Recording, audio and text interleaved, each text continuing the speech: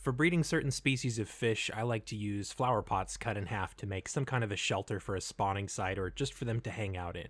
I've gotten quite a few questions about how to cut the pots in half, and then also how to cut them clean like I do rather than having jagged or bumpy edges.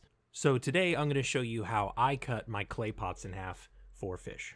There's a lot of ways you can do this, I'm just going to show you mine. So first we're going to start off with a cheap clay pot. I think I got at Home Depot. This is about 4.5 inches in diameter at the widest, and this seems to work pretty well. The first thing I do is mark where I'm going to cut. And instead of doing that with a pen or a pencil, what I like to do is mark it with masking tape. And what that does is give me a nice guideline when I'm making the cut that can't be easily covered up by the clay dust as I'm cutting. Now we need the cutting tool. Of the many tools you can use, my favorite is a rotary tool. This one happens to be Dremel brand. Now the bad news is, you need a tool that you might not have. The good news is, they're not very expensive and you'll probably use it for half of your life. This one, for example, is easily 20 years old. So what we're going to do is attach an abrasive cutting wheel to the Dremel tool. And you can buy cutting wheels that are made specifically for ceramic. The trouble is, they're really expensive. I think the last time I checked, it was somewhere between $25 and $30, and that's pretty far along the way to the cost of the tool itself. So I personally didn't buy one. What I found was that luckily, these really cheap plastic cutting wheels happen to work very well for that cheap, soft terracotta like you'd find in these pots. Since we're about to use a power tool, I feel obligated to take just a moment and talk about safety.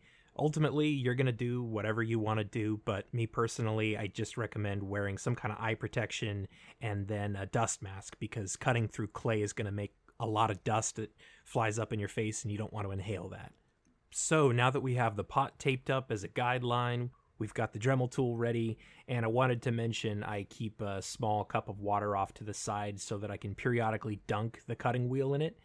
It seemed to me, just doing this a few times, that as you cut through the clay, it tends to clog up the pores of the abrasive material, and then it stops cutting and starts just sliding and burning. So if you periodically rinse it off, it tends to stay cutting well all throughout the process.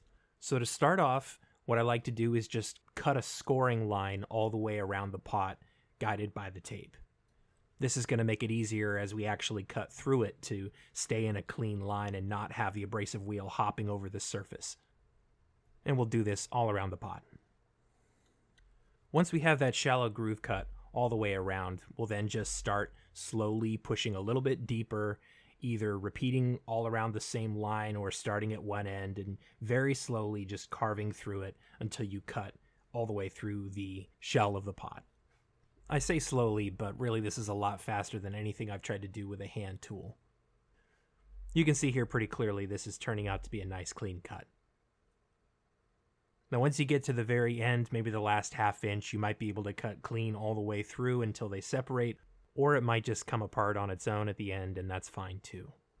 But there you go, it's cut in half. Now the last thing we want to do is make sure there are no sharp edges around where we cut. You can do this with sandpaper if you have some. I personally have been using a metal file, and that's been working just great.